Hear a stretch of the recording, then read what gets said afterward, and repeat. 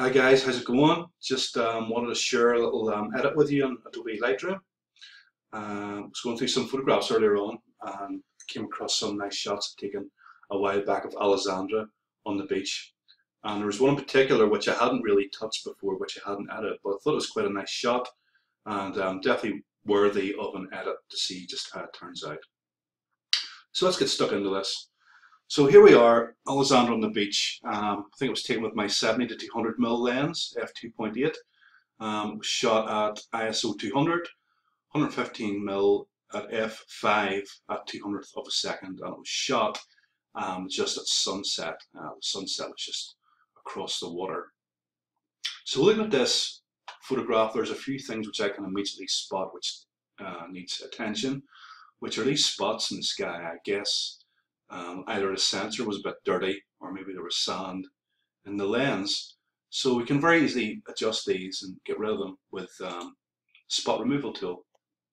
So we'll zoom right in here.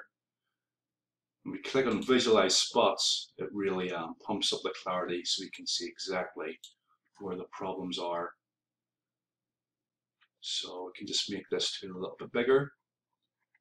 Make sure it encompasses the whole area, and just a click and another one there, and then we'll go up to the top. I think there was one up here somewhere. Yep, we're right over there. Whoop. Do that. Control Z, scroll across. I'll just get this guy right up here. Done.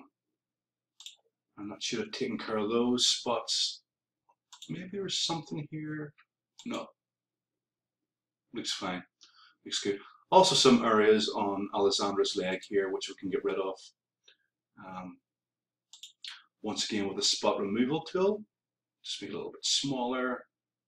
And just select that area. And over here. And spot here. There's a scratch on our leg right here. Just scroll right down.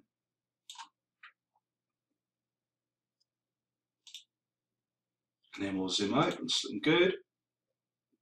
I've also got this object here on the beach. Not too sure if it's a twig or a cigarette or something, but we can very easily get rid of that. Once again.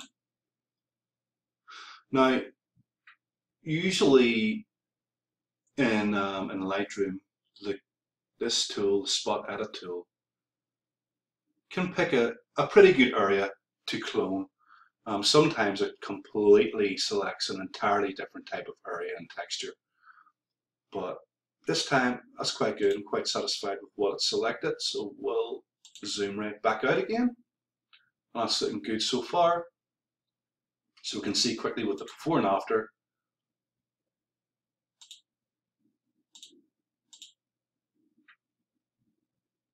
Got rid of those areas, spots in the sky, and that object on the beach. Okay, so I think the exposure is quite fine with this. Contrast, I would bring the contrast up slightly. Highlights look pretty fine. Maybe just a little hair just to bring it up. I don't think I used a flash for this. I think this was all used with natural light. Just bring up the whites just a little bit, which can add to the clarity and to the contrast. And the blacks, I think I'm going to take some of the blacks out actually. Just make it a little bit softer. So about there, looks good. Clarity is always nice. It might even bring out some of the details in the rocks too. So we'll just add a little bit of clarity, about 5 or 6. And the vibrance is nice. It's very subtle, but it can just bump up some of those nice warm colors in the background, and as well as the skin tones. Saturation, I'm not going to touch at all. Now, with a lot of portraits, I tend to just slightly bring up the orange, just to make the skin tones more subtle and natural. So about a 3 is fine. With the blues, there's a lot of blue, especially in the red of the photographs, so we can darken them. I think it's might work better just to bring them up just a little bit. It's about there, looks good. I don't like my colors to be too saturated. In fact, sometimes I just end up desaturating more than anything else. Sharpening. The sharpening tool, very, very important. And usually I settle for somewhere around 60 or 70. That's just my preference. So I'm going to select 70, and then I'm going to select the masking tool. So I'm going to hold down Control or Alt on the keyboard and bring up the masking tool so you can see exactly what areas are going to be affected. And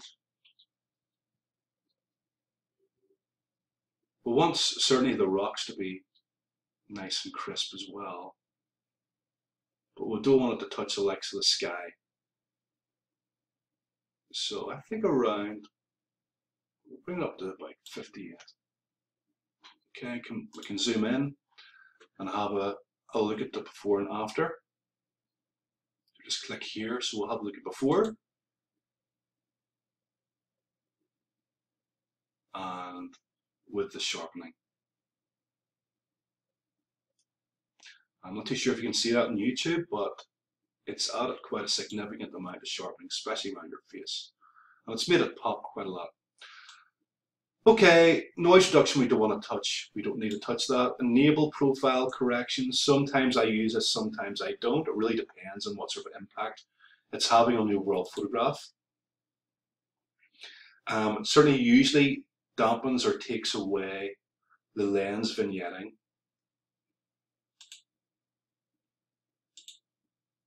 And I think in this instance, we will enable profile corrections. And I usually have remove chromatic aberration selected. Personally, I really only have an issue with that if it's landscapes, but it does no harm, I don't think, just to have that selected anyway, so I'm quite happy with that. Just another quick thing I'm having a look at here is, usually like to have the horizon straight, so we'll just bring that round, selecting the crop tool, just to straighten that horizon out a little bit. We'll double click there. Okay, it's looking nice, it's looking good. Lastly, at the bottom here, I quite like to bump up the saturation. This is a good little trick, just to make the colors really pop a little bit more.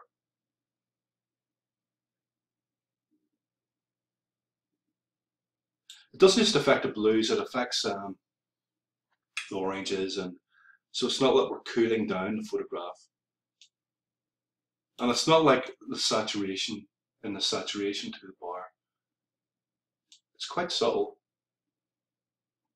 but it does make a nice difference. You don't want to overdo it, of course. Somewhere about there looks good. Maybe might even just slightly warm up the photograph since it is a sunset.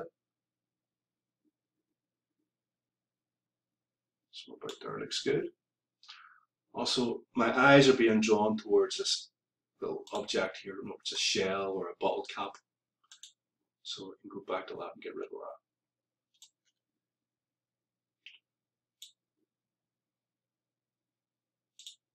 that. Okay.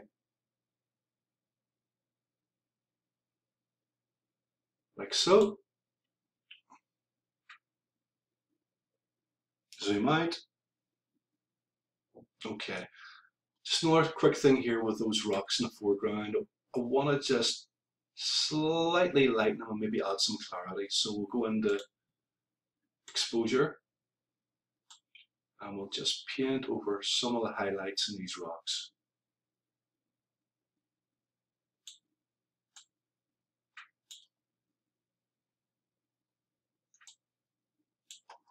And then we can just bring up the exposure slightly.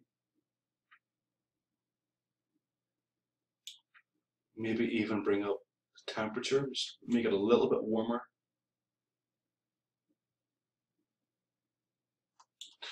Maybe even this rock in the background as well. Do the same with that.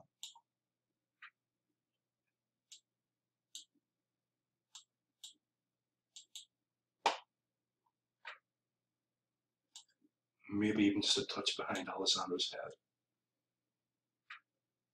Okay.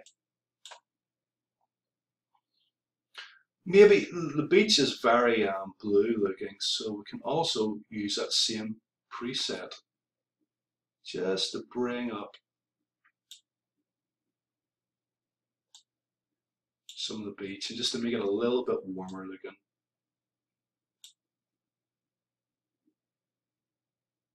So like there.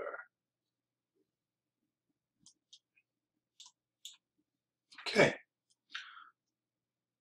One thing I didn't do was adjust the clarity. Now that's still selected, so we can go into clarity and adjust the clarity for those areas.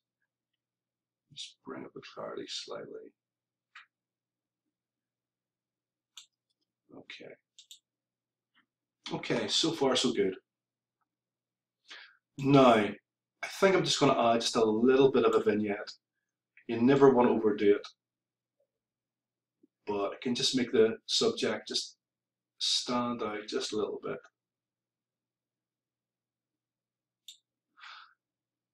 And I like to toggle between highlight priority and color priority, or is it paint priority? Just bring us down, we'll see the difference.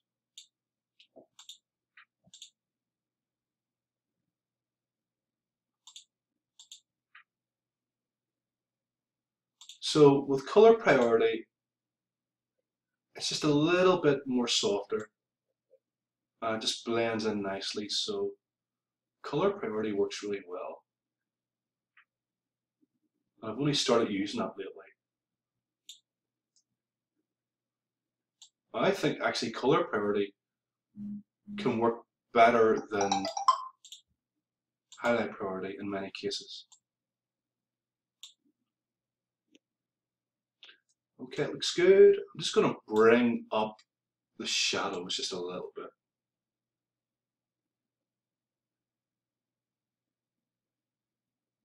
Just right there. And maybe just add a little bit more contrast just to really make it pop. Okay, it looks good. Okay, I'm quite happy with that. There's a little bruise just right here, I think, which we can maybe get rid of very quickly.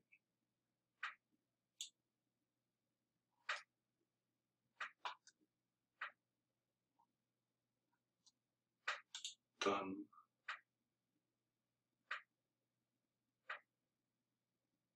It should just disappear. There you go.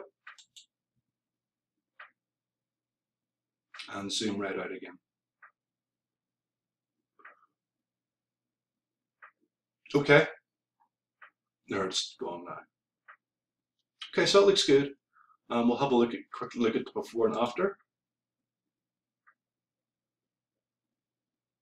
So we can see that it's a lot warmer, certainly a lot sharper, with a bit more clarity. I've removed all the objects that we didn't want, and also just softened our skin tones as well. So yeah, I'm quite happy with that. That looks good. I could do some slight dodging and burning, but for that I would probably export that into Photoshop to do any dodging and burning work. But perhaps in my next tutorial we'll focus on some dodging and burning and some more of the variations of the adjustment brush tool. Okay folks, well that was my first tutorial video. I hope you enjoyed it. I hope that you learned a little bit, and I look forward to chatting again soon. Okay, so take care and have a great week. Bye.